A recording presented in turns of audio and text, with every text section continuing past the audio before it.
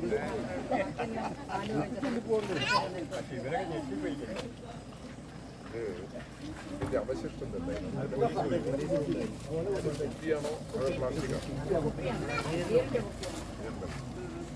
വലിയ പീസ് മാത്രമേ ഉള്ളൂ, ബാക്കിയുള്ള 4 ഭാഗത്തേക്കും ചെറിയ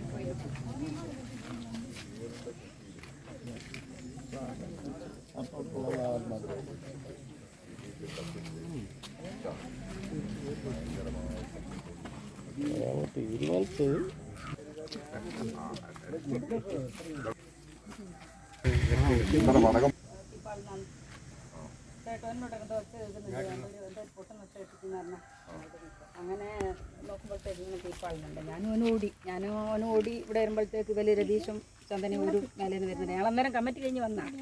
മേലെ പാർട്ടി ഓഫീസ് കമ്മിറ്റി കഴിഞ്ഞ് 10:50 ഞാനും കുഞ്ഞിരാട്ടനും ഞങ്ങളെല്ലാം ഇവിടെ വിനോദം കൊണ്ടുവന്ന് ഇറക്കി.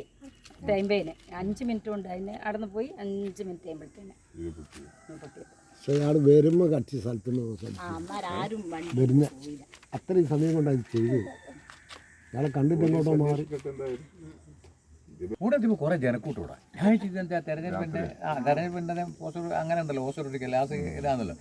അപ്പോൾ അങ്ങനെ തറവിൽ രതീഷ് നമ്മളെ ബാലനാർ മനുഷ്യ മൂപ്പരനോട് പറഞ്ഞ് മൊയ്തിക്ക് അങ്ങളെ ഇവിടെ ഒരു ബോംബ് വീണിക്കുന്നായിരുന്നു, ബോംബ് വീട്ടിക്കുന്നായിരുന്നു. ഞാൻ പറഞ്ഞത് ആയിക്കോട്ടെ, നല്ല കാര്യമല്ലേ എന്നറിയാം.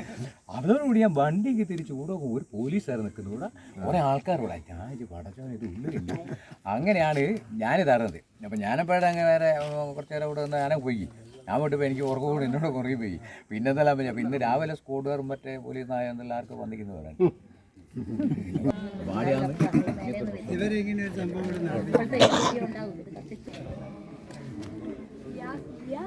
എരവട്ടൂർ പാറപ്പുറത്ത് ഒരു സംഘർഷവുമില്ല, മറ്റ് സമാധാന ഭംഗമുണ്ടാക്കുന്ന ഒരു നിലയും ഇതുവരെ തെരഞ്ഞെടുപ്പ് പ്രവർത്തനത്തിൻ്റെ ഭാഗമായി വന്നു ചേർന്നിട്ടില്ല. ഇന്നലെ രാത്രി ഏതോ ഒരു വികടബുദ്ധി ഇവിടെ ഒരു ബീറിൻ്റെ ബോട്ടിലിൽ ഓയിൽ നിറച്ച്, മണ്ണെണ്ണയോ പെട്രോളോ മറ്റോ നിറച്ച് തീ കൊടുത്ത് പൊട്ടിച്ചു. അപ്പോൾ അതാണ് ചില വാർത്തകൾ വന്നത്, പെട്രോൾ ബോംബ് പൊട്ടി എന്ന വാർത്ത വരാനിട വന്ന സംഗതി അതാണ്. ഇത് ബോംബോ അതിൻ്റെ മറ്റെന്തെങ്കിലും വിഷയങ്ങളാണോ എന്നുള്ളതിൻ്റെ ഒരു സൂചനയുമില്ല. ഇത് ഒരു പ്രദേശത്ത് ജനങ്ങളുടെ ഇടയിൽ വളരെയേറെ ഉത്കണ്ഠ ഉയർത്താൻ ഇത് ഇടവരുത്തിയിട്ടുണ്ട്. ഈ കാര്യത്തിൽ പോലീസ് സമഗ്രമായി അന്വേഷണം നടത്തി എന്താണ് ഇതിൻ്റെ യഥാർത്ഥ സംഭവം, എന്താണ് ഇവിടെ സംഭവിച്ചത്, ഈ കാര്യങ്ങൾ പുറത്തു കൊണ്ടുവരേണ്ടതുണ്ട്. അതുകൊണ്ട് ഇവിടെ നടന്നിട്ടുള്ള ഈ പൊട്ടിത്തെറിയെ സംബന്ധിച്ച് സമഗ്രമായ അന്വേഷണം നടത്തി വസ്തുതകൾ പുറത്തു കൊണ്ടുവരാനുള്ള നടപടികൾ ബന്ധപ്പെട്ട അധികൃതർ സ്വീകരിക്കണം. ഇന്നലെ രാത്രി 10:55 ഒച്ചയിട്ട് പുറത്ത് വന്ന് നിൽക്കുന്ന സമയത്ത് തീ ഇങ്ങനെ ആളിക്കത്തുന്നതാണ് കാണുന്നത്. പിന്നെ ഓടി ഇവിടേക്ക് വന്ന് ഞങ്ങൾ വന്ന് ഒരു 2 മിനിറ്റ് കഴിയുമ്പോഴത്തേനും തീ ആളൽ കുറഞ്ഞേക്ക് പിന്നെ നിരന്ന് ഇങ്ങനെ റോഡ് മേൽ കത്തുകയാണ്.